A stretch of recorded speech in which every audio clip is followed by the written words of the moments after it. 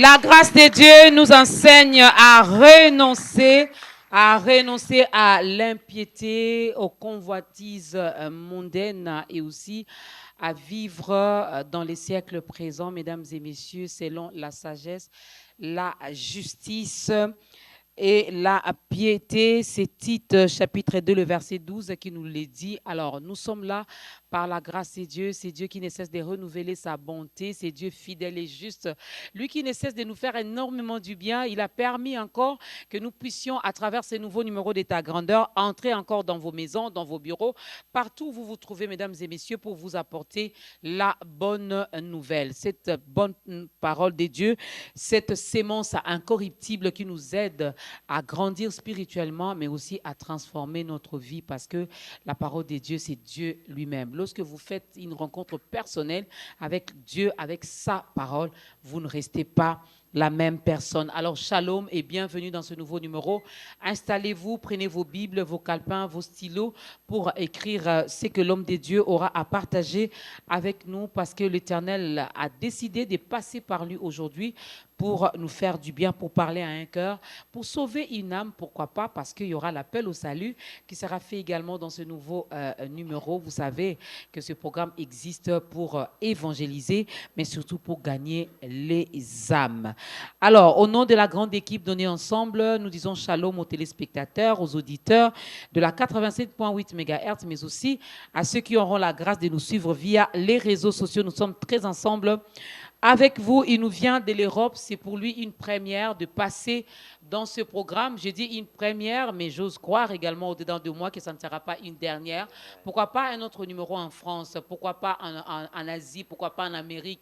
Pourquoi pas en Indonésie? Pourquoi pas partout à travers le monde? Nous, là, il n'y a pas de limite pour nous. N'est-ce pas? Parce que nous avons Jésus. C'est le pasteur Elvis Mpunga de la mission chrétienne pour l'épanouissement des âmes. Lui, il a vraiment ce souci-là des âmes. Alors, il y a une âme qui est malade. Installe-toi, car la parole d'aujourd'hui te concerne aussi. Pasteur Elvis, shalom et bienvenue. Oui, shalom, maman Dorcas. Tout va bien? Ça va, ça va. Il paraîtrait qu'en Europe, là-bas, ça chauffe, surtout précisément en France, avec les rats, les punaises, c'est terrible. Non, en ce moment, ça va. Tout est calme, Ok. tout est dans l'ordre. Ça va. J'ai laissé la paix là-bas, ça va. Ah, gloire à Dieu, gloire à Dieu. Alors, nous sommes bénis par votre présence et Amen. j'ai dit déjà bon appétit à moi-même parce que nous allons manger la parole de Dieu. Mais avant même que je ne dévoile notre thème d'aujourd'hui avec les différentes références bibliques, nous voulons bien connaître votre histoire d'amour avec Jésus. Quand est-ce que cette histoire a commencé? C'était comment? Dans quelles circonstances? Alors, c'est un peu particulier parce que tout a commencé en 2008. Et en 2008, j'étais un homme normal, si on ose dire ainsi. C'est-à-dire que je vivais ma vie selon les trains de ce monde. J'étais un bon vivant, comme on dit. Voilà. Alors, il y eut un soir où j'étais allongé dans ma chambre, aux 2 rues de la Liberté. J'étais allongé dans ma chambre à coucher et j'ai vu un homme m'apparaître sur le mur de ma chambre. Et cet homme-là avait une douce voix et sa voix était très rassurante. Et il m'a dit, ne t'inquiète pas, tu as été délivré. Et quand je me suis levé au petit matin, je ne savais pas délivré de quoi, puisque je n'étais pas un enfant de Dieu à cette époque-là. Et donc, je prends ma voiture comme tout homme en France, je pars au travail. Et sur le chemin, je perds le contrôle du véhicule. Et donc, je fais un accident de voiture. Je me suis retrouvé dans une rivière et la voiture bien cabossée. Et c'était vraiment pour moi un choc. Mais ce qui était étonnant, c'est que je suis sorti de là sans égratignure ni rien du tout jusqu'à maintenant. Alors, quand je suis revenu chez moi, je me suis posé la question, comme je ne connaissais pas le Seigneur, mais mon épouse, pasteur Daniel, que je salue d'ailleurs, avait un peu la connaissance des choses de Dieu. Et je lui ai expliqué, elle m'a dit, non, au fait, l'homme que tu as vu, ça peut être Jésus. Et là encore, je ne croyais pas en ça. Je ne croyais pas en ces choses. Je ne croyais pas du tout à ça. Alors, je reçois donc un appel de ma mère, qui était dans un autre pays étranger, qui me téléphone, qui me dit, Elvis, comment tu vas ce matin? Je lui ai dit, non, tout va bien. Et elle m'a posé la question de savoir si j'étais vraiment sûr que tout allait bien. Et donc, je connaissais ma mère. Quand elle me posait une question comme ça en insistant, c'est qu'il y avait quelque chose. Alors, je lui dis, dis-moi ce qui se passe. Elle m'a dit, non, mais cette nuit, je dormais. J'ai vu un cercueil qui revenait de France et qui est venu chez nous au Congo. Et c'est toi qui étais à l'intérieur de ce cercueil. Et donc, ça m'a fait un choc. Et j'ai dit à ma femme, écoutez, il faut me trouver. J'ai raccroché avec ma mère. J'ai couru vers ma femme. Je lui ai dit, il faut me trouver une église. Tu as tes 2 cousines qui viennent ici. Il faut que j'aille prier, que je donne ma vie à Jésus. Et c'est comme ça que j'ai été baptisé au Centre chrétien pour la Normandie. Et je suis devenu donc enfant de Dieu. Donc, tout a commencé là. Waouh, quelle belle histoire.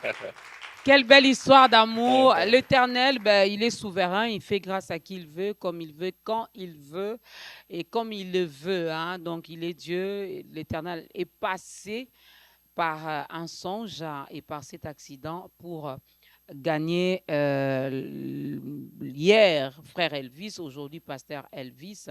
Alors, aujourd'hui, l'Éternel a décidé également de passer par lui pour te sauver, toi, car nous sommes sauvés, pour sauver, nous avons été libérés également pour servir l'Éternel. Est-ce qu'on peut encore acclamer Dieu pour ces témoignages? Il est fidèle, notre Dieu. Mesdames et messieurs, nous allons encore, je sais, ça fait 10 ans que ce programme existe. Il y a des hommes de Dieu, certains qui sont passés ici pour nous parler de la grâce, pour nous parler de la sanctification. Alors, le pasteur Elvis vient aujourd'hui pour nous parler de la sanctification sous la grâce. Une sanctification sous la grâce, n'est-ce pas? Alors, il y a deux mots ici qui retiennent mon attention. C'est sanctification et aussi grâce. Alors, il y a plusieurs textes biblique. On a Jean chapitre 1er, le verset 17, Galates 5, 13 à 25, 1 Pierre chapitre 1er, du 15 au 16e verset, et aussi 1 Corinthiens chapitre 1er, le verset 30. J'espère que vous avez noté. Peut-être qu'on ne pourra pas tout lire ici, mais vous pouvez noter et continuer à méditer chez vous à la maison avant de décortiquer ce thème, avant de commencer à manger cette bonne nourriture qui est la parole de Dieu. Écoutons le tout premier chant.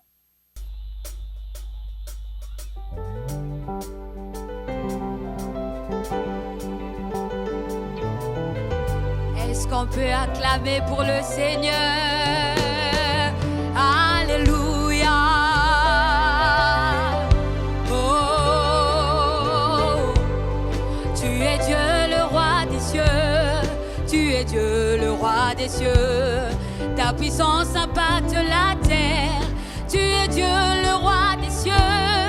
Tu es Dieu le roi des cieux. Tu es Dieu le roi des cieux. Ta puissance impacte la terre. Tu es Dieu le roi des cieux. Oh, tu es Dieu le roi des cieux.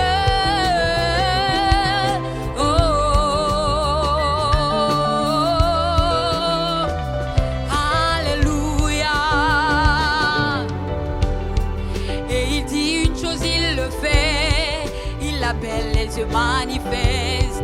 Tu es Dieu le roi des cieux. Tu es Dieu le roi des cieux. Tu es assis dans les lieux très hauts. Tendre Père, tu es magnifié. Saint, Saint, Saint est notre Dieu. Saint, Saint, Saint est notre Dieu. Tu es Dieu le roi des cieux. Ta puissance impacte la terre. Tu es Dieu le roi des cieux. Oh, tu es Dieu le roi des cieux.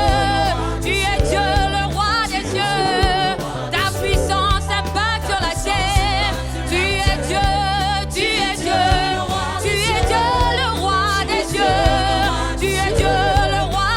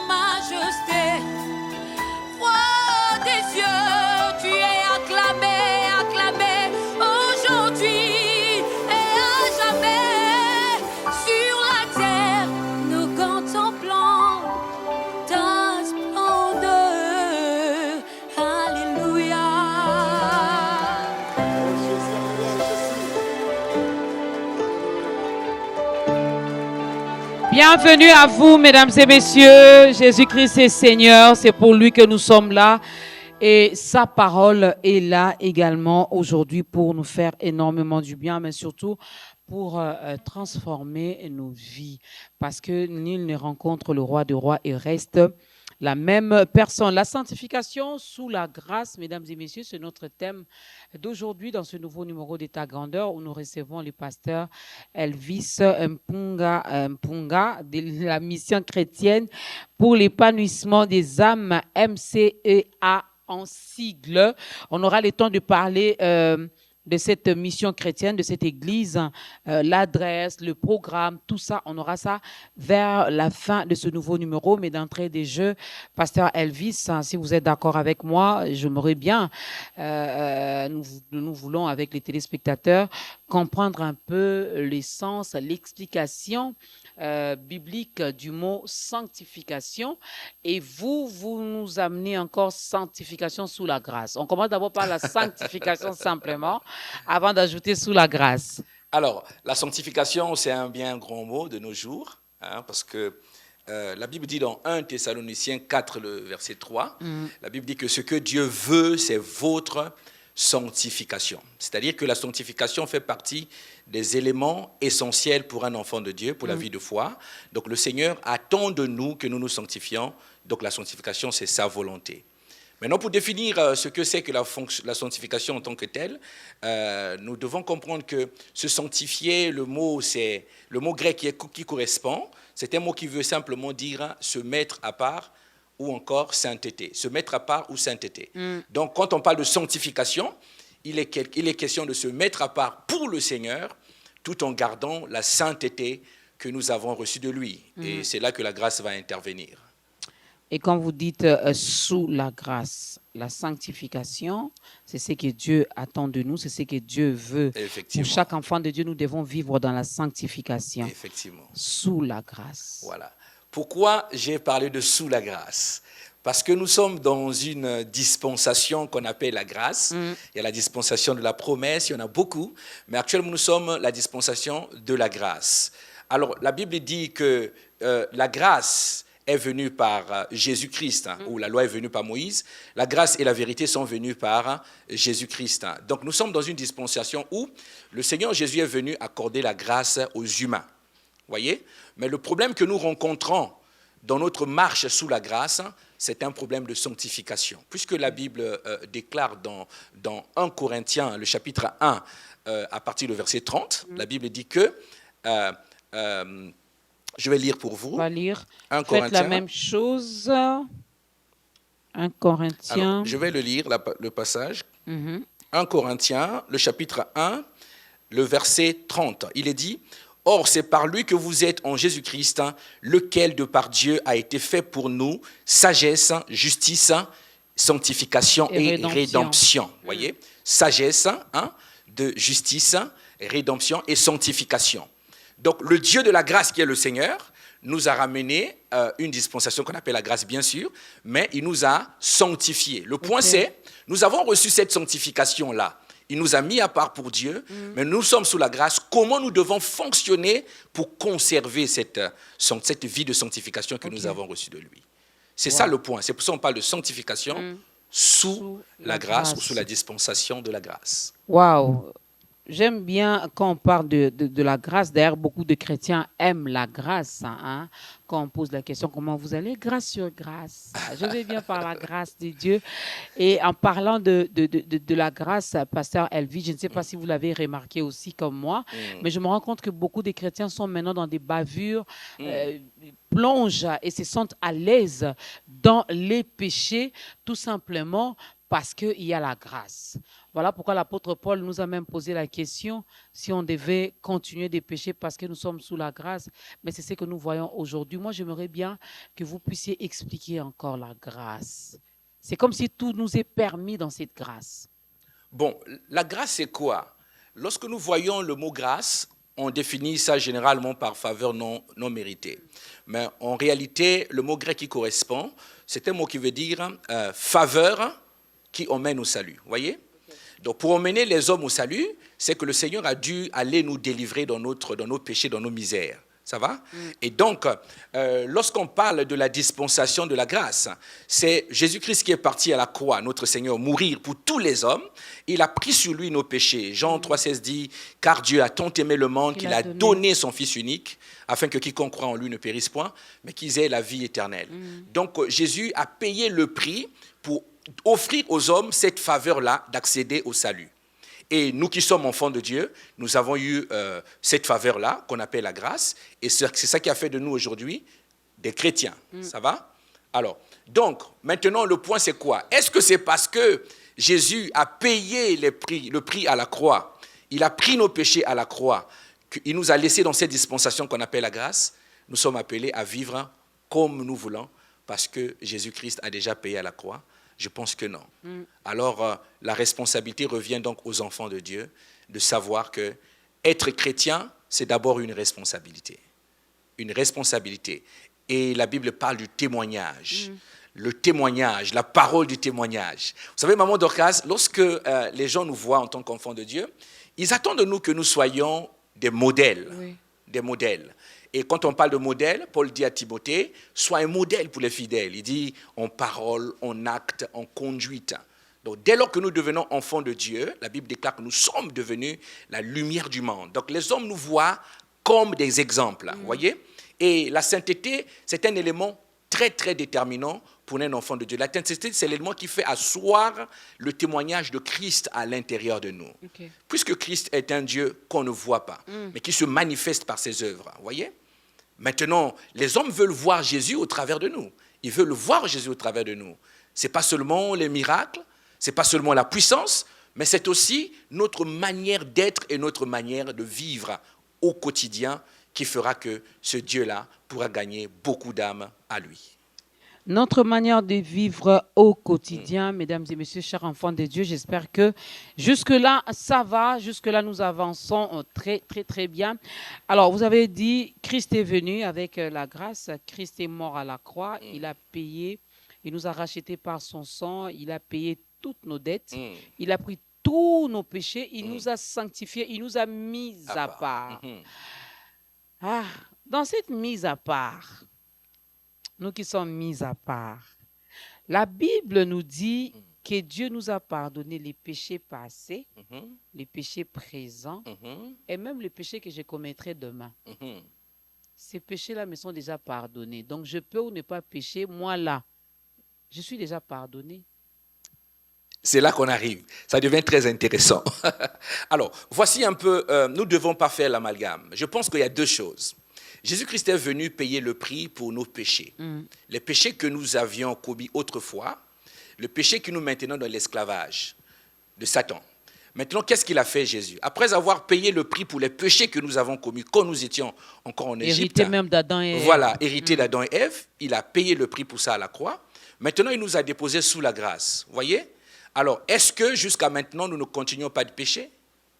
Il nous arrive quelquefois, la chair monte en nous et puis nous arrivons à poser des actes qui sont contraires à la volonté de Dieu. Donc, jusqu'à maintenant, sous la grâce, les hommes continuent de pécher. Vous voyez? Et j'aime ce que le Seigneur a dit. Le Seigneur a dit à ses disciples, allez prêcher l'évangile du royaume des cieux et la repentance. Vous voyez? L'évangile du royaume et la repentance. Voyez? Donc Jésus a ramené un message, il dit, le royaume des cieux est semblable, le royaume des cieux est ceci. Après, il donne le mandat aux disciples, il leur dit, prêchez, 1, le royaume, 2, la repentance. Le point, c'est la repentance de qui? La repentance de qui? Est-ce que de ceux qui sont encore dans le monde, ou la repentance de ceux qui sont dans le monde, y compris aussi des enfants de Dieu qui sont déjà sauvés? Vous savez, Maman Dorcas, je crois fortement au message de la récompense. Le pardon à la croix, ça a été une grâce. Mais le pardon n'est pas automatique. Je répète encore, le pardon, c'était une grâce. À la croix, nos péchés ont été pardonnés. Quand nous saisissons la parole de Dieu, Jésus rentre dans nos vies, tous nos péchés sont ôtés, le Saint-Esprit habite en nous, nous devenons une nouvelle créature. Le pardon, c'est une grâce. Mais la repentance sous la grâce, si j'ose parler sous la grâce, la repentance sous la grâce est un devoir que Dieu attend de chaque chrétien. Et il dit, si vous confessez vos fautes, moi le Seigneur, je suis juste fidèle et bon pour vous les pardonner. Si vous confessez vos fautes, alors on ne peut pas se dire je suis sous la grâce, donc je vis, je pêche, je mange, je vis, je fais ce que je veux. Dieu m'a déjà pardonné, vous voyez. Et notre Dieu, ce n'est pas un Dieu de désordre, c'est un Dieu d'ordre. D'ordre, un Dieu de principe. Un Dieu de principe, un Dieu qui est derrière sa parole pour l'accomplir dans nos vies. Alors, nous, chrétiens, nous sommes des modèles, nous devons être exemplaires. Alors, la sanctification sous la grâce, nous avons été sanctifiés par Christ. Est-ce que de nos jours, nous devons travailler sur cette sanctification? Ou je repose ma question autrement. Oui. Devrions-nous continuer à chercher à être toujours sanctifiés, malgré tout ce que Christ a fait à la croix de Golgotha? Effectivement. Alors, je réponds ça. La Bible dit une chose très capitale, maman Dorcas. La Bible dit, vous êtes saints. Autrement dit, ce que Jésus a fait à la croix vous a rendu saints. Mais il dit, soyez saints. Vous voyez? Dieu donne encore un ordre, il dit, vous êtes saints, mais soyez saints. Vous voyez? Si Dieu avait sanctifié tous les hommes et qu'il nous avait emmenés au ciel, on ne devait pas avoir de problème de sanctification, maman Dorcas. Mais là, nous sommes encore sur la terre. Quand on dit soyez saints, c'est un ordre que Dieu donne. Donc c'est un travail que nous avons à faire de manière personnelle et individuelle, cela au quotidien. Au quotidien. Nous devons faire attention à notre manière de penser, à notre manière de parler, à notre manière de voir les choses, à notre manière de se conduire. Et tout ça, ça fait partie du jeu et c'est encore actuel. Christ a utilisé son sang, chose que j'aime beaucoup, le sang précieux de Jésus. C'est le sang qui m'a libéré, qui m'a rendu vraiment libre, qui a payé toutes mes dettes. De nos jours aussi, maman Dorcas doit se sanctifier. Soyez saints. Je fais ma repentance. Avant de faire cette repentance, je reconnais. Oui. Je reconnais, je me suis mal comporté, j'ai mal parlé, j'ai mal agi. Je fais une repentance, je demande pardon à Dieu. Là, je parle. Mais maintenant, si je dois me sanctifier, je me sanctifie comment? Juste par la parole ou je dois chercher le pasteur Elvis qui doit me donner un peu d'huile, un peu d'eau, un peu du sel. On épice tout ça et puis... Alors, voyez un peu, maman Dorcas, nous ne sommes pas des religieux. Christ n'est pas venu apporter une religion. Christ est venu pour une relation, voyez. Et dans la relation, je prends un exemple. Moi, je suis un homme marié, par exemple. Je suis en relation de couple avec mon épouse. Alors, lorsque nous avons besoin de discuter, je n'ai pas besoin de faire des procédures ou faire intervenir une tierce personne, mais c'est directement entre moi et elle que nous parlons. Vous voyez? Okay. C'est pareil. La Bible dit que nous sommes l'épouse de Christ et Christ est devenu notre époux. Lorsque nous commettons un péché, nous nous repentons, nous disons « Oh Seigneur, nous avons péché contre toi, je viens te demander pardon. » Alors la Bible dit « Il est juste et bon fidèle pour nous le pardonner. » Dès qu'on prononce cela, c'est fait. On n'a pas besoin de passer par les méthodes religieuses ou humaines, quand on met de l'huile, quand on ferme dans un kiosque en train de parler, voilà, quand on te lave pour que les péchés partent. Non, dans la dispensation de la grâce, les péchés sont systématiquement ôtés après la repentance. Et ça, c'est simplement l'effet de la grâce qui continue d'agir ainsi. Mais également la confession qui intervient. Moi, j'ai entendu dire certains hommes de Dieu qui disent, il y a certains péchés, peut-être je peux directement m'adresser au Père, mais il y a d'autres où peut-être je dois échanger avec vous, confesser, vous dire que hier, j'ai fait l'avortement, hier, j'ai volé l'argent, hier, j'ai fait ceci pour que j'obtienne finalement le pardon. Bon, effectivement, là, il faut qu'on fasse la différence entre ce que l'on appelle la repentance et ce que l'on appelle la confession. Ça va? La confession, c'est lorsqu'on vient dire « Oh, j'ai tué quelqu'un, vraiment, pardonnez-moi. » Vous voyez? Tu confesses ce que tu as fait. Maintenant, la repentance va plus loin que ça. Okay. La repentance implique ce qu'on appelle en grec la métanoïa, la volonté de changement derrière. C'est-à-dire que c'est vrai, j'ai tué quelqu'un, mais vraiment, Seigneur, je m'engage à ne plus refaire cela et accorde-moi ton pardon et fais-moi grâce de cela. Donc la repentance est plus profonde que le pardon. C'est pour ça qu'on peut être emmené à confesser nos fautes à notre Seigneur. On ne les fait plus de ce jour ici chez les pasteurs. Avec le Seigneur, on les fait parce qu'on sait au moins lui, il sait garder des secrets. Mais avec vous, c'est compliqué. Bon, vous savez, maman Dorcas, être pasteur aujourd'hui, la Bible nous parle que, je ne juge pas, hein, la Bible dit qu'il y aura les faux sur la terre. Dans ces temps de la fin, il y aura les faux. Le problème, c'est, être pasteur, c'est quoi d'abord? Être pasteur, c'est quoi d'abord? C'est ça le problème. Si aujourd'hui, le ministère pastoral fait partie des ministères les plus convoités ou aimés par les chrétiens, dès que quelqu'un commence, on l'appelle pasteur. Nous avons vu même des personnes qui ont été consacrées comme évangélistes. Mais dès qu'il ouvre une église, il dit « Oh, mais tiens, je ne suis plus évangéliste, maintenant, appelez-moi pasteur. » Voilà. Mais la fonction pastorale fait partie des fonctions les plus spécifiques pour le Seigneur. La responsabilité pastorale est très grande. Le pasteur a pour mission de prendre soin des brebis du Seigneur, d'être avec eux, de les aimer, de bonder les plaies quand ils sont blessés, de les écouter.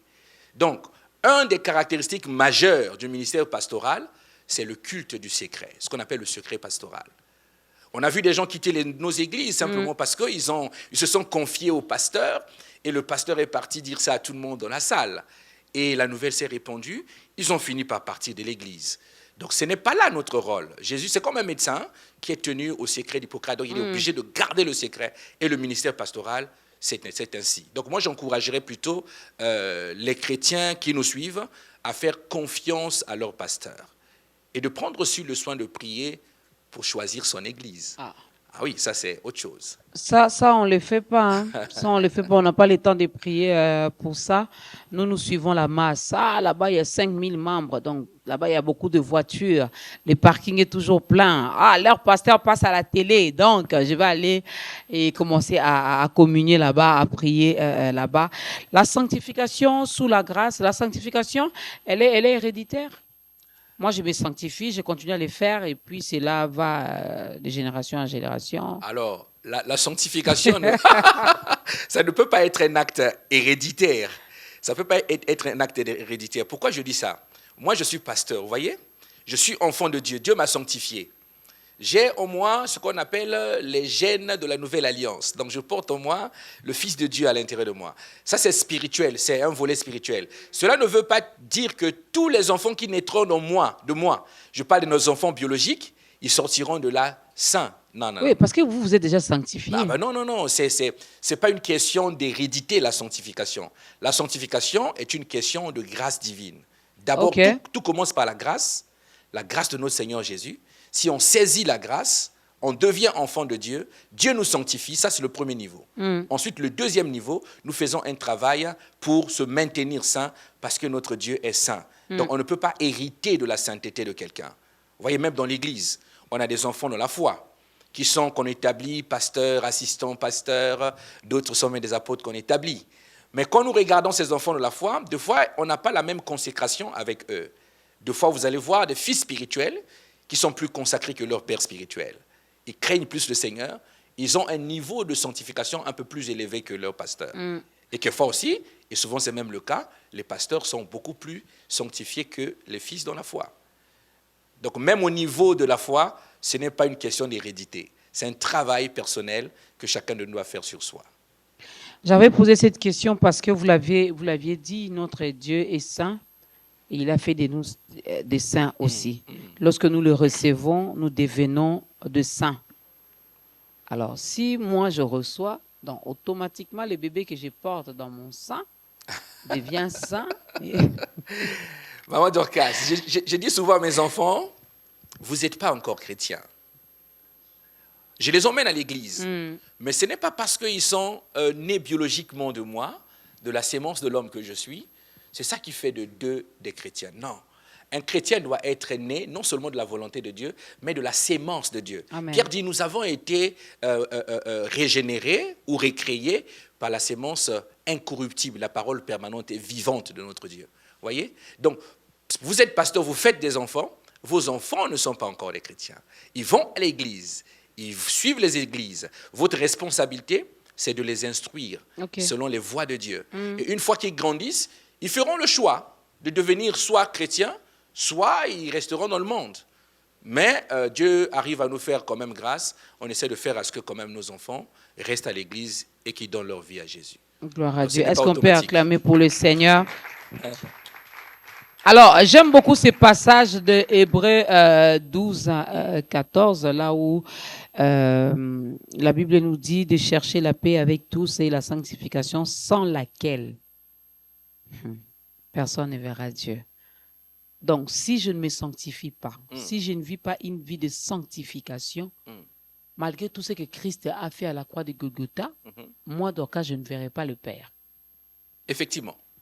La Bible, quand nous lisons la Bible, ce n'est pas à ajouter. C'est dur, hein? Ni à retrancher. C'est ça la réalité, maman Dorcas. C'est pour ça que vous voyez dans Galates, le chapitre 5, à partir du verset 19, lorsque l'apôtre Paul s'adresse à l'église de Galates, l'apôtre Paul nous dresse une liste des œuvres de la chair. Et la dernière phrase de ce verset, là où on dit « les œuvres de la chair sont manifestes, l'impudicité, l'idolâtrie, la magie, l'inimitié, les querelles ». Après, à la fin, on dit « ceux qui commettent de telles choses n'hériteront pas le royaume des cieux ». Ça veut dire que le péché, le salaire du péché reste la mort. Donc ce n'est pas parce qu'on est né de nouveau et qu'on vit sous la grâce, nous devons ignorer la sainteté. Vous voyez, la sanctification, notre vie de sanctification. Un enfant de Dieu doit faire attention. Jean dit dans Apocalypse, celui qui persévérera jusqu'à la fin sera sauvé. Celui qui persévérera jusqu'à la fin sera sauvé. Et Paul dit, j'ai combattu le bon combat. Donc c'est une vie de tous les jours, c'est un combat que nous menons contre notre ego. Tous les jours, nous devons mener ce combat. Même nous, les pasteurs, nous sommes sujets à ce combat, vous voyez. Donc la sanctification, c'est vraiment la clé qui ouvre le ciel. Alors, je veux que vous puissiez, avec des termes simples, avec des exemples vraiment simples et concrets, la vie de sanctification, elle est comment? Parce qu'avec tout ce qui se passe dans le monde, surtout si je prends les cas de notre pays, je me dis, même si je prends la résolution de ne pas pécher, en sortant là, lorsque je vais croiser un embouteillage, d'une manière ou d'une autre, je vais pécher. Parce que les chauffeurs ou les conducteurs qui est devant moi, peut-être qu'il va créer une deuxième bande et ça va m'énerver. Peut-être celui qui est derrière moi va me cogner et puis ça va m'énerver. Tu arrives au bureau, il y a toujours quelqu'un qui dira ou qui fera quelque chose qui va te pousser à réagir mal. Tu arrives chez toi à la maison, le voisin, la vie de sanctification là, elle est comment? C'est une vie qui est possible, mais uniquement pour ceux qui sont tombés amoureux de Jésus. Pas ceux qui aiment Dieu seulement, mais ceux qui tombent amoureux de Jésus. Ah, nous allons vous dire ici, nous sommes tous amoureux de Jésus. Parce que il y a... Il y a une différence entre celui qui est simplement amoureux. La Bible dit, celui qui m'aime, garde mes commandements. Celui qui m'aime, pratique mes commandements. Ça, c'est autre chose. Mais celui qui tombe amoureux dépasse le niveau de pratiquer les commandements, mais il rentre dans le niveau de la dimension de la relation avec celui qu'il aime. Et c'est dans la relation qu'il y a une communication, une relation d'aide avec le Saint-Esprit. Pourquoi? Parce que quand on est amoureux de quelqu'un, on veut passer des moments. Quand on tombe amoureux de quelqu'un, alors la personne nous occupe. La personne devient notre préoccupation. Elle prend la première place. Nous pensons à lui tout le temps. Nous voulons passer les moments de nos vies, les meilleurs, nous voulons passer avec cette personne-là. Et je pense que ceux qui sont tombés amoureux de Dieu, c'est ceux-là que le Saint-Esprit prend le soin de beaucoup aider. Et quand ils sortiront, malgré les situations, il leur communiquera une grâce et ils seront tempérants face aux situations. Tombons amoureux de Jésus. Prenons la décision. Quelqu'un dira, mais comment on tombe amoureux de Jésus? Comment je peux tomber amoureux de Jésus? On revient sur ça après ce cantique.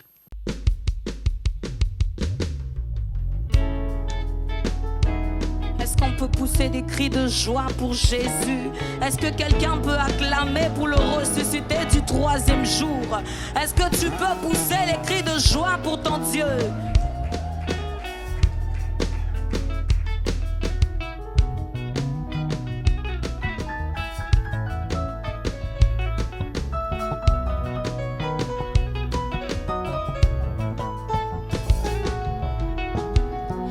Bandeli tata jambe yende azala kina moli mon santu elongo na liluba yango ekela kinyonso liluba yango elata kinzoto Yesu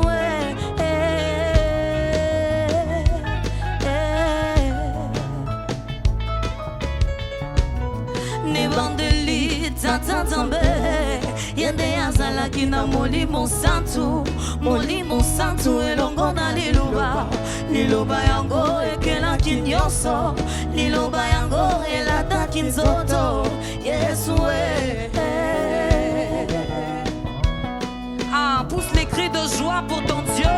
Est-ce que tu peux bouger pour Jésus? Est-ce que quelqu'un peut lever le nom de Dieu très haut? Tout a commencé avec le Père qui avait le Saint-Esprit ainsi que la parole a tout créé. La parole s'est faite chair, Jésus-Christ, Adonai.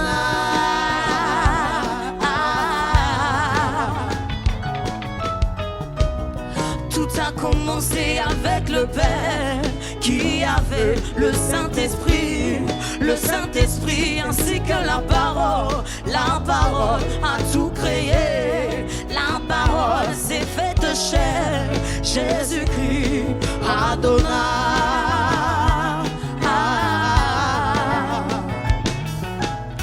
Jésus, tu es la lumière de ma vie.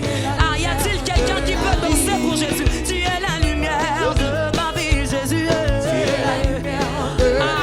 Tu es la lumière qui éclaire mon âme, Jésus. Yangona pili na besi milolo. Tu es la lumière.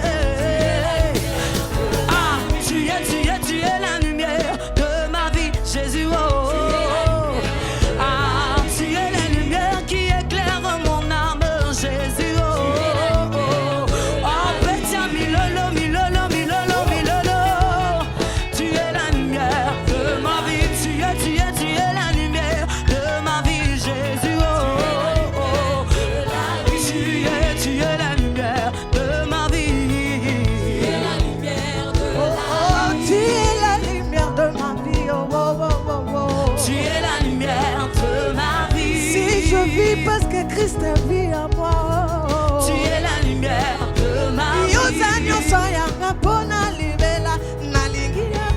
la lumière de ma vie. Tu es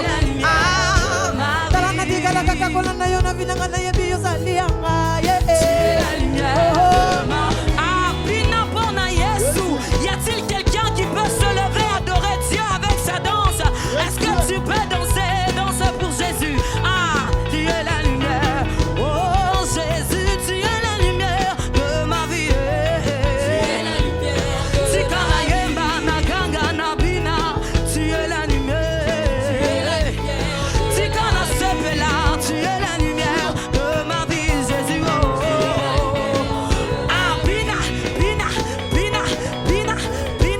Bina. Bona lo kumuna Yesu. Tu le fais bien, fais-le bien. Oh, tu es la lumière. Oh, Bina. Tu es la lumière de. Oh, Bina. Bona Yesu. Tu es la lumière. Jésus, tu es la lumière de ma vie. Tu es la lumière de la vie. Jésus, tu es la lumière de ma vie. Tu canata tolanda yemba, tu es la lumière. Tu es la lumière de la vie. Nasepela na ganga, tu es ma lumière. J'étais crucifié, vaincu à la croix pour toi, Jésus. Tu es la lumière de ma vie. Tu es la lumière de ma vie. Fais-le comme une parole. Jésus, tu es la lumière de ma vie.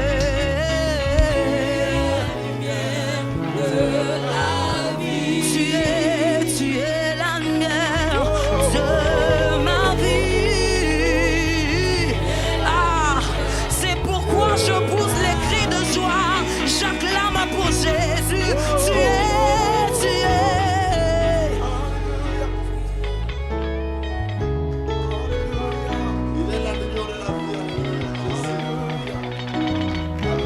Jésus-Christ est la lumière de notre vie. C'est lui qui éclaire nos vies, c'est lui qui éclaire nos familles. C'est lui qui éclaire même la République démocratique du Congo, qui soit élevée encore dans mon pays, dans ma nation. Il n'y a point de Dieu comme lui. D'un moment à l'autre, tu le recevras dans ta vie comme ton Seigneur et ton Sauveur personnel et tu verras que les choses vont changer. Il va éclairer ta vie. Là où tu ne voyais pas, tu vas commencer à voir clair. Hein, tu ne verras plus comme cet aveugle-là qui avait dit à Jésus, je vois les hommes comme les arbres. Lorsque Jésus a recommencé et ce dernier avait vu clairement, n'est-ce pas? Est-ce qu'on peut encore acclamer pour le Seigneur? Jésus-Christ est notre lumière. Ne va pas chercher la lumière ailleurs. Oh non, il faut venir chez nous. Chez nous, il y a la lumière. Non, la lumière, c'est Jésus-Christ. Il est le chemin, la vie et la vérité. Lui-même, il a dit, il est la lumière du monde et il a fait de nous également des lumières, n'est-ce pas? Alors, la sanctification sous la grâce. Nous devons tomber amoureux. En quelques mots, pasteur Elvis, comment tomber amoureux de Jésus? Il nous a dragués quand? Qu'est-ce qu'il nous a dit pour qu'on tombe amoureux de lui? Jésus parle très bien. Et ce langage, ce n'est pas seulement les mots, c'est aussi les actes. Okay. D'ailleurs, une des expressions les plus gracieuses de l'amour, c'est le don, les actes. Quand Dieu nous a aimés, il a donné son Fils Jésus. Quand nous aimons quelqu'un, quand nous aimons une femme dans notre vie, alors le signe qui montre que nous aimons cette personne-là, c'est aussi notre capacité à lui offrir des choses. Vous voyez? Donc, Jésus nous a aimés. Comment faire pour tomber amoureux de lui? Je me rappelle, quand j'étais tombé amoureux de ma femme, j'étais un jeune étudiant à l'époque. Et je ne pouvais pas passer du temps, une journée comme ça, sans la voir. Je me rappelle, à l'époque, je fouillais même les cours pour l'attendre qu'elle passe et que je la regarde par la fenêtre. Vous voyez, je me cachais pour la regarder par la fenêtre. Et donc, le jour où je l'ai vue, le jour où je l'ai rencontrée, mon cœur l'a vraiment aimé. Et c'est ce que nous devons faire avec le Seigneur. Lorsque le jour où nous rencontrons Jésus, Jésus nous a aimés. Ça, c'est fait, c'est connu de tous. Il a donné sa vie pour nous. Mais le problème, c'est que, est-ce que nous aimons Jésus? Est-ce que nous aimons Jésus? C'est là qu'on parle de tomber amoureux de Jésus. Est-ce que nous aimons Jésus? C'est ça le point. Aimer Jésus, ce n'est pas seulement mettre en pratique la parole. Aimer Jésus, c'est aussi la capacité de prendre du temps, comme je le disais, prendre du temps avec lui, le prier, lui parler, lui poser des questions, lui dire « Seigneur, je veux faire telle chose, j'ai besoin de toi. » Comme Moïse a dit « Ne me laisse pas aller si tu ne viens avec moi. » C'est-à-dire aimer sa compagnie, aimer son intimité, aimer rester près de lui, passer les bons moments avec lui. Dépendre de lui. Voilà, dépendre de lui. Et des fois, quand on tombe amoureux de quelqu'un, on aime prendre du temps avec cette personne. Et ça aussi, c'est une bonne manière d'apprendre à tomber amoureux de Jésus. Nous, Église, nous devons prendre des temps de qualité avec le Seigneur. Le point, c'est dans ces temps-là, qu'est-ce qu'on lui dit? C'est ça le point. Vous savez, dans la relation amoureuse, la femme aime entendre de son mari des choses agréables. Et c'est pareil. Jésus est notre époux, nous sommes l'épouse. Il veut aussi entendre de l'épouse des choses agréables. Donc, c'est ce que nous appelons littéralement les paroles d'adoration. Les paroles d'adoration. Donc, on reconnaît une personne qui est tombée amoureuse de Jésus par sa capacité à développer cette vie d'adoration en nous. Et ça donne vraiment un attachement. Vous savez, quand tu dis à une femme, tu es belle, elle sourit. Tu lui dis, oh, j'aime ta démarche. Elle apprécie. Tu lui dis, oh. Ah, les points faibles, les points faibles. Les femmes aiment les compliments. Et le Seigneur aussi aime ça. Le Seigneur aussi aime ça. Nous devons être sincères. À une femme, on peut le dire, sachant que c'est vraiment le contraire. Mais on le dit parce qu'on veut lui soutirer quelque chose, parce qu'on veut avoir quelque chose. Mais à Dieu, il ne faut pas faire ça. Parce qu'il sait lire nos pensées, il voit au-dedans de nous. Il sait tout, il connaît tout. À lui, on ne peut rien cacher. Donc, nous devons l'adorer de tout notre cœur. Alors, est-ce qu'il y a un processus, il y a une procédure, il y a une marche à suivre finalement pour vivre la sanctification? Est-ce qu'il y a une marche? Est-ce qu'il y a une procédure à suivre? Je dirais que la sanctification est une décision que tu dois prendre tous les jours. Tous les jours. Je donne un exemple concret. Vous savez, Maman Dorcas, nous sommes encore sur la terre. Nous sommes sur la terre. Ecclésiaste a dit, Dieu est dans les cieux, vous, vous êtes sur la terre. Il y a des choses qui nous concernent, nous les hommes, sur la terre. Alors, lorsqu'un chrétien va rentrer dans son intimité, il va dire à Dieu, oh Seigneur, fais de moi une femme ou un homme tempérant. Alors, qu'est-ce que Dieu va faire? Il va pas lui envoyer par le ciel, depuis le ciel, un cadeau qu'on appelle la tempérance, et soudainement, il ne s'énerve plus à la maison. Non, Dieu va créer une circonstance, il va permettre une circonstance qui va susciter ta colère. Et il va voir comment tu vas réagir. Okay. Et quand il permet ça, c'est pour te travailler de l'intérieur. Parce que quand Dieu nous construit dans la sanctification, il le fait, il veut que nous ayons un caractère qui tient longtemps. Vous voyez? Donc, il va permettre qu'une personne vienne, par exemple, t'insulter devant tout le monde, te traiter devant tout le monde, et il attend que la prière que tu lui as adressée, que tu puisses mettre cela d'abord en pratique. Parce qu'il y a des prières que nous devons mettre en pratique. Tu as dit, rends-moi tempérant. Tu sors, une personne t'insulte. Alors, qu'est-ce que tu fais? Alors là, tu entends maintenant à l'intérieur de ton âme, mais il ne peut pas te parler comme ça, il ne peut pas te traiter comme ça. Allez, réponds-le, réponds-le, réponds-le. Et le Saint-Esprit te dit... Ça, c'est vraiment fréquent. Hein? Voilà, tu es un enfant de Dieu, tu ne devrais pas agir comme ça. Et c'est là qu'on parle maintenant du choix à faire. La démarche, elle est là quotidiennement. Quel choix je fais? Il y a la voix de mon entendement qui dit que je le fasse, et il y a une voix de l'Esprit qui est intérieur qui me dit ne le fais pas. Alors, à chaque fois que tu choisis de ne pas le faire, tu remportes le combat de la sanctification. Okay. Et c'est ainsi qu'on acquiert la tempérance. OK. Ouais. Bon, par rapport à la tempérance, j'ai vu tout le monde acclamer. Moi, j'aimerais bien, parce que j'ai vu même certains pasteurs insister sur l'impudicité. Ah. Et ça, c'est entré même dans l'Église de Jésus-Christ. Comment je gère ça? J'ai dit à Dieu, Seigneur, je ne veux plus vivre dans l'impudicité. Et puis, le Seigneur envoie depuis le ciel une belle femme là passer. Et puis, j'ai dit, non, je ne vais pas la draguer, je ne vais pas. Ah, pasteur. Là, les frères ne vont plus acclamer. Hein. Parce qu'avec la tempérance, tout le monde a acclamé. Et les frères et les sœurs. Alors, prenons un peu l'exemple de l'impudicité. L'exemple concret de l'impudicité. Alors, vous savez, l'impudicité fait partie des attaques les plus dangereuses de Satan. Satan envoie l'impudicité pour déstabiliser les couples. Il envoie l'infidélité, comment dirais-je, l'impudicité pour déstabiliser les pasteurs, pour déstabiliser les enfants de Dieu, pour déstabiliser l'Église. Combien dans nos pays, la République du Congo et la République démocratique du Congo, nous entendons des scandales sexuels dans nos églises? Tout ça, c'est des choses qui n'enchantent pas le Seigneur. C'est des choses qui ne font pas plaisir au cœur de Dieu. Mais la situation, c'est comment je fais face à l'impudicité. Dieu a dit de fuir. Dieu a dit de fuir. Mais des fois, on essaie de fuir et puis on n'arrive pas à fuir. Moi, j'ai rencontré un cas comme ça dans mon ministère. Lorsque je commençais le ministère, alors je n'avais pas encore de bureau. Et donc, il y avait 2 chaises dans la pièce où je recevais les personnes. Et là, je reçois une sœur de l'église, une jeune demoiselle. Elle est belle de figure. Elle est venue, papa, j'ai des problèmes. Alors, je l'ai ouvert les portes du bureau, je l'ai reçue. Alors, elle était assise à côté de moi et je lui ai dit, je t'écoute. Elle a commencé à me raconter, maman est malade au pays, je n'en peux plus, pasteur. Il faut vraiment que tu fasses quelque chose pour ma mère, il faut prier pour ma mère. Et dans son élan des larmes, la sœur est tombée sur moi et elle a commencé à me toucher d'une manière qui n'était pas vraiment... Elle était venue pour ça. Voilà, elle était venue pour ça. Et quand elle a commencé à me toucher là, je me suis levé et j'ai ouvert la porte du bureau. Vous avez fui? J'ai fui. La Bible dit fui. Vous n'avez pas parlé en langue. Vous avez non, j'ai fui. Il y a des choses, on ne doit pas parler en langue pour ça.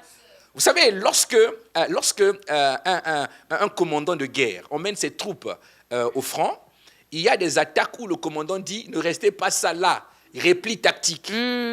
Donc, face à l'impudicité, Dieu qui est le commandant des troupes, il dit repli tactique. Donc, il n'y a aucun pasteur qui peut tenir devant les vagues de l'impudicité s'il ne fuit. Okay. Tu ne peux pas résister à ça. Bon, il y en a qui ont prié et puis qui ont calmé cet esprit-là. Et puis la sœur est partie après la prière. Et puis voilà. Ah, ben non, ça ne marche pas comme ça. Je pense que Fouiller. si Dieu dit fuir, parce qu'il y a bien des raisons. Et il y a plusieurs manières de fuir cela. Il y a plusieurs manières de fuir. Par exemple, un des moyens de fuir l'impudicité, lorsqu'on est un homme marié, de prendre aussi le temps de jeter un regard sur sa femme, un regard particulier, célébrer sa femme, dire ce qu'elle est de bien, prier Dieu pour sa femme. Et ça te ferme déjà une image de la féminité quand tu sors dans la rue. Et quand tu vois une femme dehors, pour toi, dans ta tête, tu te dis, la bonne femme, elle est à la maison, la mienne est la plus belle. Voilà. C'est pour ça... Un frère a dit surtout ça. J'espère qu'il va le faire quand il va se marier.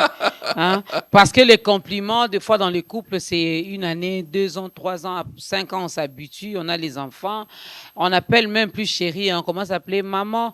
Maman n'a Nadège, et puis papa n'a papi. Et puis, voilà. Hein, il y en a même qui appellent leur époux papa. Ah. Fuir l'impudicité. Il faut fuir. Il faut fuir, effectivement. Il faut fuir. Face à l'impudicité, on doit fuir. Il n'y a pas une autre méthode que de fuir. Il faut fuir. Voilà. Parce que la séduction est tellement grande dans le monde qu'à force de rester là, de rester au lieu de fuir, un jour tu finiras par tomber. Voilà. Donc le mieux, l'idéal serait de fuir. Et ceux qui ne fuient pas, on voit les résultats, ils finissent par tomber.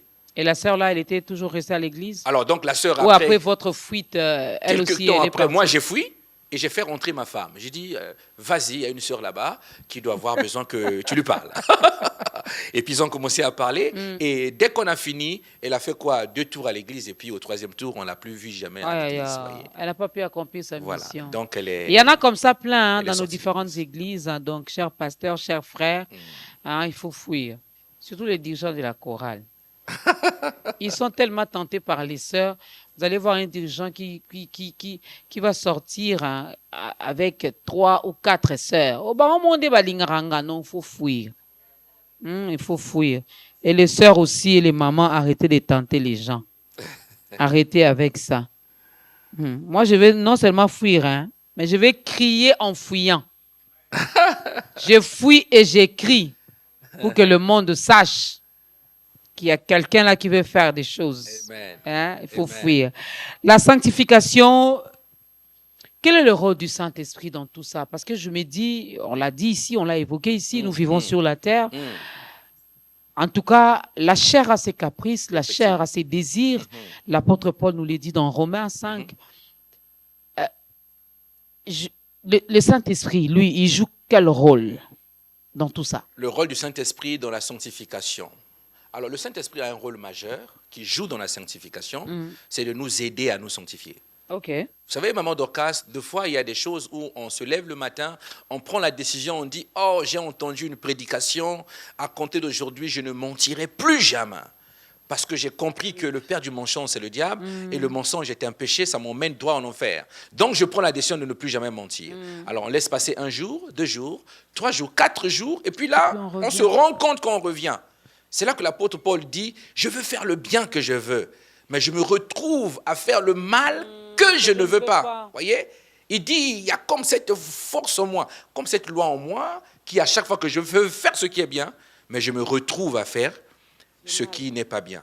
Et c'est là que le Saint-Esprit vient nous aider dans nos faiblesses. La Bible dit, le Saint-Esprit nous aide dans nos faiblesses. Parce que le péché que nous pouvons pratiquer tous les jours fait partie des faiblesses. Et donc, si on veut se sanctifier, nous avons besoin du Saint-Esprit. La décision personnelle ne suffira jamais, Maman Dorcas. Il faut prendre le soin de dire au Saint-Esprit, aide-moi, aide-moi. C'est pour ça que la Bible dit à Zorobabel, ce n'est ni par l'effort, ni par la force, ni par la puissance. Ce n'est pas où j'ai beaucoup d'onction, donc quand une sœur arrive, je résiste avec mon onction. Non, c'est par mon esprit. Donc c'est le Saint-Esprit qui nous donne la force de dominer et de vaincre le péché. C'est là le rôle qu'il joue, le rôle d'aide. Le rôle d'aide. Alors, pasteur, avant de faire l'appel au salut, moi, j'aimerais bien que vous puissiez regarder votre caméra. Qu'est-ce que une personne qui peut-être ne nous a pas suivis dès le début, mais qui pourra suivre après, qu'est-ce que vous pouvez dire à l'Église Corps du Christ aujourd'hui par rapport à la sanctification? Ça paraît tellement compliqué, difficile pour certains enfants de Dieu. On s'est dit, la sanctification. Et j'ai même entendu quelqu'un qui disait, la plupart des pasteurs qui insistent et qui prêchent sur la sanctification, ce sont eux qui ont l'art de tomber dans le péché et de vivre dans le péché. Qu'est-ce que nous pouvons retenir par rapport à la sanctification sous la grâce? Alors, là, je me tourne maintenant pour m'adresser à une personne qui est derrière les caméras, qui nous suit devant chez lui, pour nous dire que l'Église, corps de Christ, a besoin de la sanctification. La sanctification et la grâce, c'est deux messages complémentaires. Ce n'est pas parce qu'on prêche la sanctification qu'on est contre la grâce, et ce n'est pas parce que nous prêchons la grâce que la sanctification ne doit pas exister. Les deux vont ensemble, puisque le Dieu de la grâce, c'est celui qui nous a sanctifiés. Je vais donc demander aux enfants de Dieu qui nous suivent, aux pasteurs, s'il vous plaît, je vous en supplie, le moment est venu où nous devons ramener le cœur de l'Église à la sanctification. La sanctification, c'est le message qui ne doit pas rater dans l'ensemble de nos prédications. C'est le message qui ne doit pas manquer. Et en ce qui concerne le retour du Seigneur, lorsque le Seigneur viendra, il aura besoin que chacun d'entre nous lave sa robe. Et un des moyens de laver sa robe en tant qu'enfant de Dieu, pour ne pas aussi rater l'enlèvement, c'est de se sanctifier de manière quotidienne. Donc je vais demander à tous ceux qui nous suivent actuellement, prenez le temps de demander l'aide au Saint-Esprit. Réveille-toi le matin, dis-lui, Saint-Esprit, aide-moi. Tout le long de cette journée, je veux dépendre de toi. Aide-moi que je me maintienne dans la sainteté. Amen, amen. Alors, par la même occasion, on en profite également pour faire l'appel au salut, aider cette personne également à faire son entrée dans cette grande famille des enfants de Dieu. Ok. Alors, je me tourne maintenant vers tous ceux qui nous suivent. Je voulais parler à quelqu'un qui nous regarde. Peut-être que tu es derrière ton smartphone.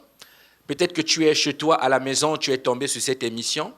Ou encore tu as commencé à nous suivre depuis un bon moment, depuis le début. Et que tu te dis, c'est quoi encore ces histoires de Jésus-Christ et d'Église?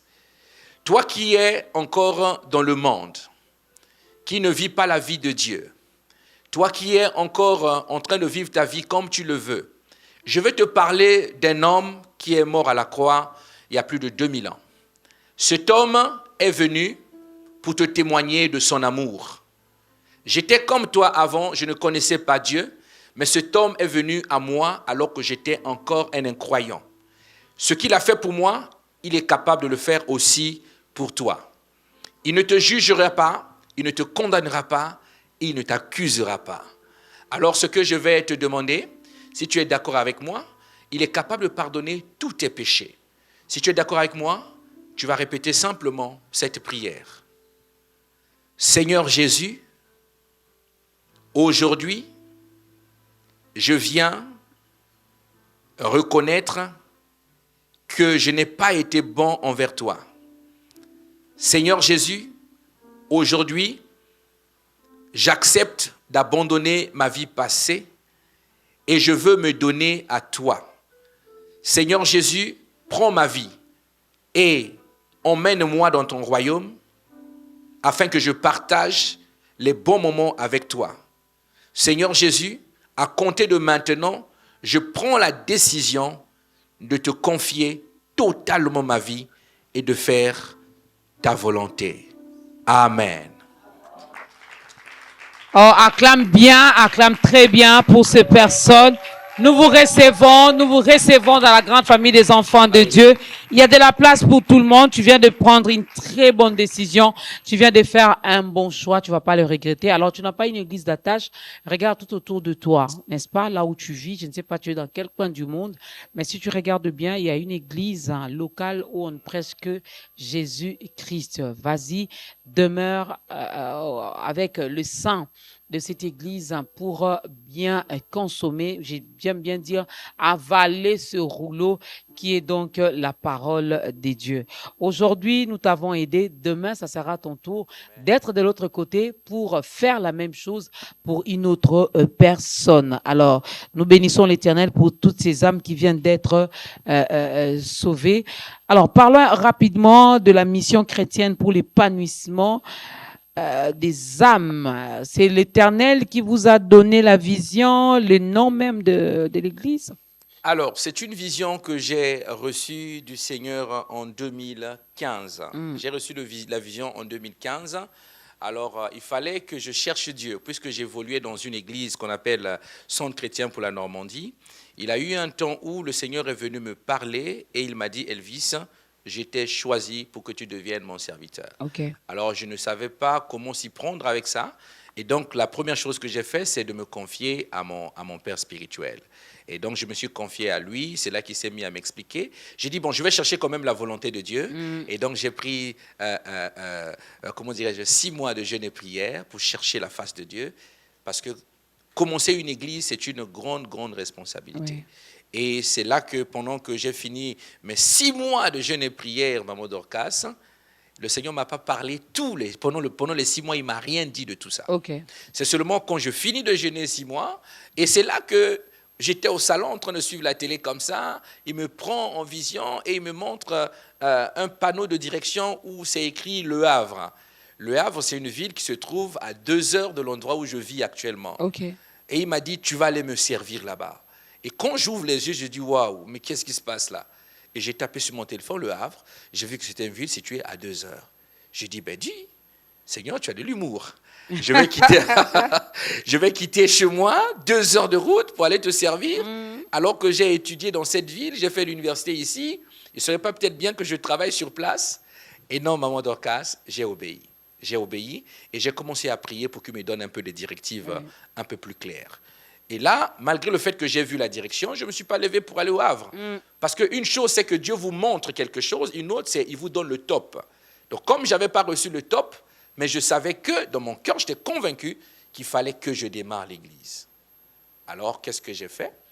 J'ai invité un frère qui était beaucoup souvent avec moi, avec sa femme, et nous avons démarré des temps de prière ensemble avec l'accord de mon père spirituel. Donc, on a démarré des temps de prière, des temps de prière, des temps de prière. Et c'est là que pendant une nuit, pendant qu'on était en train de prier, le Seigneur vient me donner la vision. Il dit, vous allez, à travers de vous, je vais épanouir les âmes. Je vais épanouir les âmes et vous allez les aider à rentrer, à découvrir ce qui est en eux et à rentrer dans leur destinée. Okay. Et donc, c'est un peu le travail que nous faisons. Et il m'a donné le nom de l'église. Alors, quand j'ai vu mission chrétienne, on a prié pour le M, mission, mission, on a reçu mission. On a dit prions, prions, on a prié jusqu'à ce qu'on a trouvé des sigles. Okay. On a trouvé des sigles et c'est comme ça que le nom de l'église a été trouvé. Donc, on a compris que l'église s'appelait Mission chrétienne pour l'épanouissement des âmes. Des âmes. L'adresse de l'église, j'ai vu, il y a déjà, l'église est déjà implantée également ici à Kinshasa. Voilà. On commence avec l'adresse de l'Europe. Alors, l'adresse de l'Europe, nous sommes situés aux 2 rue Buffon, au Havre. Aux 2 rue Buffon, au Havre, dans les locaux des abattoirs, des anciens abattoirs du Havre. Donc, ça, c'est en Normandie, en France.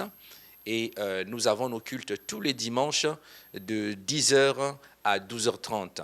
Nous avons le culte le vendredi de 17h30 jusqu'à 19h30. Puis les mercredis, nous nous retrouvons pour un programme spécial de prière que nous appelons Bruit des chars à partir de 17h30.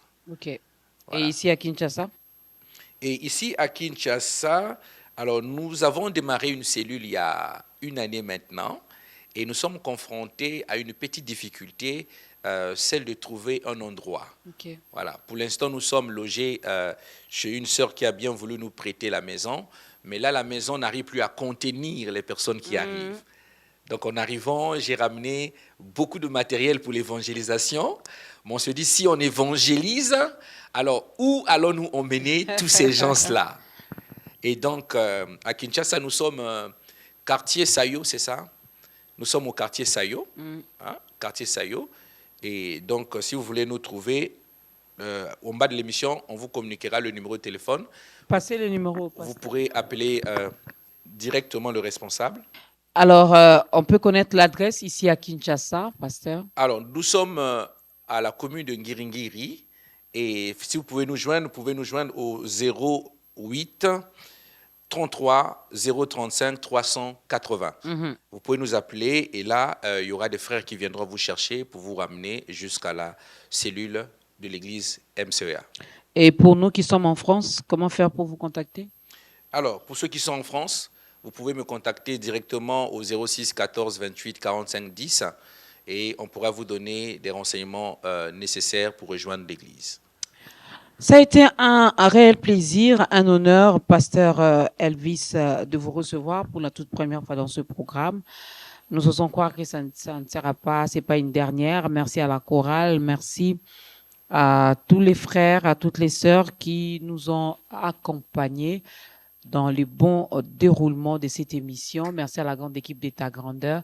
Ben, ça n'est fini pour aujourd'hui. Nous nous arrêtons ici. J'ose croire que nous avons bien mangé la sanctification sous la grâce. Ça doit être notre mode de vie.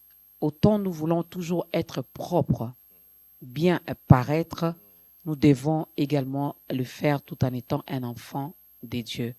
Tu n'es pas censé être partout comme tout le monde. Tu n'es pas censé parler comme tout le monde. Tu n'es pas censé agir comme tout le monde. Moi, j'ai commencé à faire cet exercice. Dès que je vois quelque chose qui m'énerve, je me dis, si c'était Jésus, comment allait-il réagir? On peut commencer à s'exercer comme ça, parce que c'est lui notre modèle. C'est lui le meilleur des modèles, c'est lui. Le modèle parfait, c'est Christ. Il n'a jamais commis de péché. Alors, comme il vit en nous, nous pouvons aussi vivre sans péché. Cela est possible. Quelqu'un me dit, l'homme parfait n'existe pas. Si le parfait vit en moi, donc la Dorcas parfaite existe. Cela est possible. Levons-nous. L'homme de Dieu va nous bénir avec une courte prière et nous allons danser pour la gloire de Dieu. Nous disons également merci à Maman Pasteur qui a permis que le pasteur vienne. Mais prochainement, pasteur, venez avec maman parce que l'année prochaine, vraiment, j'ai pris la décision. Les hommes mariés, les pasteurs mariés, quand vous venez à l'émission, venez avec vos épouses. C'est fini cette histoire-là de vous promener seul. Hein? Oh non, maman pasteur, quand papa va te demander de l'accompagner, accepte aussi.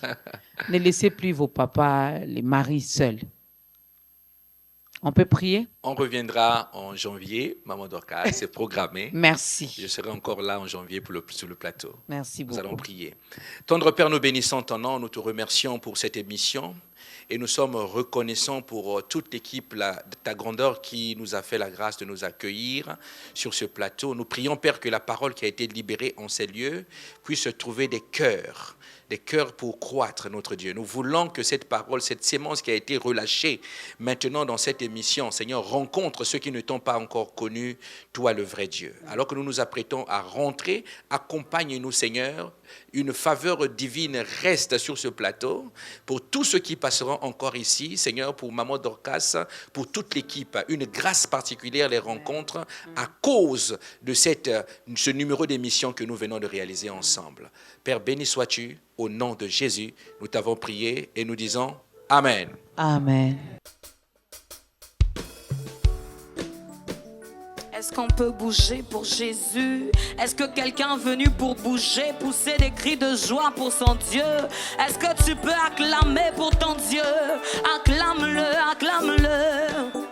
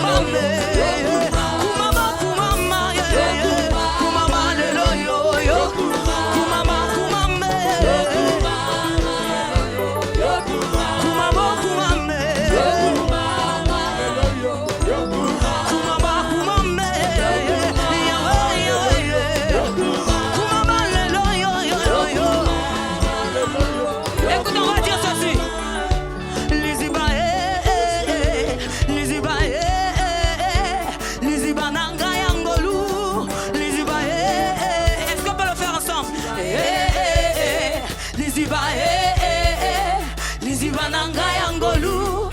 Liziba, Liziba, Liziba, Liziba, Liziba, Liziba nanga yangolu.